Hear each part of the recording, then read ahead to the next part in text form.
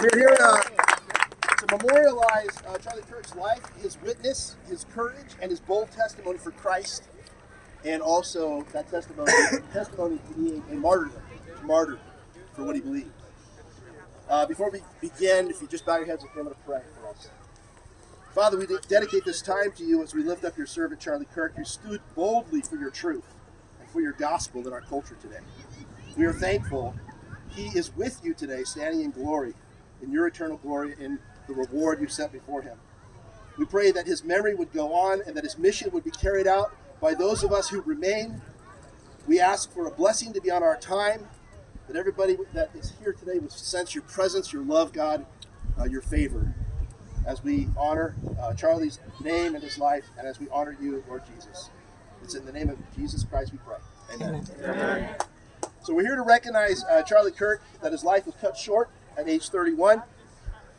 His birthday, I said, is on October 14th, coming up. We decided to do it now, so we didn't do it after his birthday. Charlie was a bold activist. He started TPUSA Faith, and TPUSA Action. He was a Christian man, a husband, a loving father, 2 kids.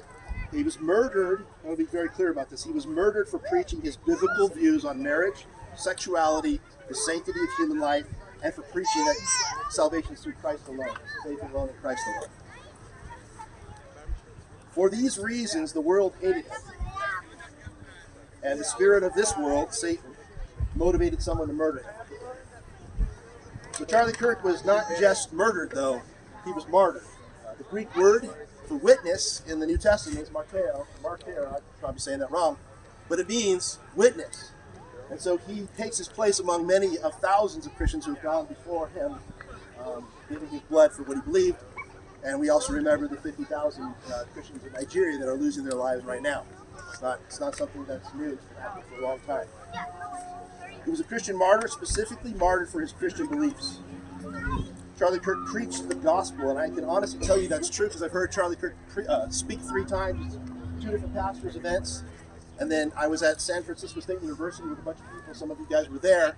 I got there a little bit late with a UCSC student. We walked up to a crowd of about 600 cheering college students, mostly.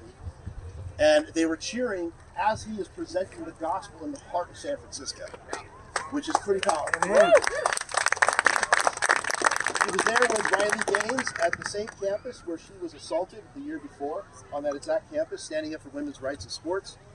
And it was about 600 to 700 students. And of course, there was about 200 students outside the gates screaming horrible profanities, and even put together a punk band just screaming profanity to try to drown out the conversation, because Charlie was known for letting people who disagree with him have a dialogue.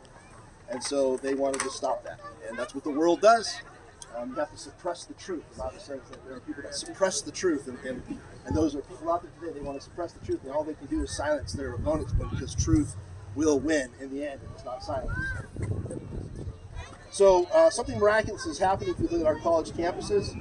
A recent poll by Barna said that there was a 13% increase in people who profess Christ in 2021. Barna's been tracking Christianity for the last 50 years. And in the last 30 years, 1% has been a drop in Christianity in America. 1% in 30 years. And in 1 year, there was a 13% increase. And one of the largest demographics were young men ages 18 to 25. I believe Charlie Kirk had something to do with that. So we're in a moment right now. This is a movement. This is a turning point. I think it's very much a prophetic statement. America's at a point right now. We will see revival in this land if we don't screw it up. We have to become bold like Charlie was. We have to stop hiding. We have to stand up for truth. We need to speak the truth and love to people. We don't want to be jerks, but we speak the truth and love to people. It's not loving to lie to people, but we need to speak the truth and love. And if the church becomes bold again, I think we will see this nation turn back to God. My name is Brandon Johnson, by the way, if you guys are enthusiasts out there. I run an organization called Fire by Night. I've been pastoring in Santa Cruz County for about 20 years. The organization Fire by Night, which is basically the concept of the Israelites falling a pillar of fire out of captivity. I believe America is falling a pillar of God's presence out of the captivity we've been in, which is a captivity of our own making, because of our own sin and our silence on the truth. If we don't screw it up, I think we'll see this nation turn back to God. And I believe it's happening. All right, a couple things. Obviously, we're going to paddle out in a second. Some of the goals I believe that's here are, we'd like to see a TPUSA group in every high school and college campus in Santa Cruz County. And we actually have a representative from TPUSA here today. That's Samantha. Where's Samantha at? Samantha, what's your last name? Samantha Waldrop actually helped start a campus group at SoCal High with Cassidy and Josh, a couple other kids.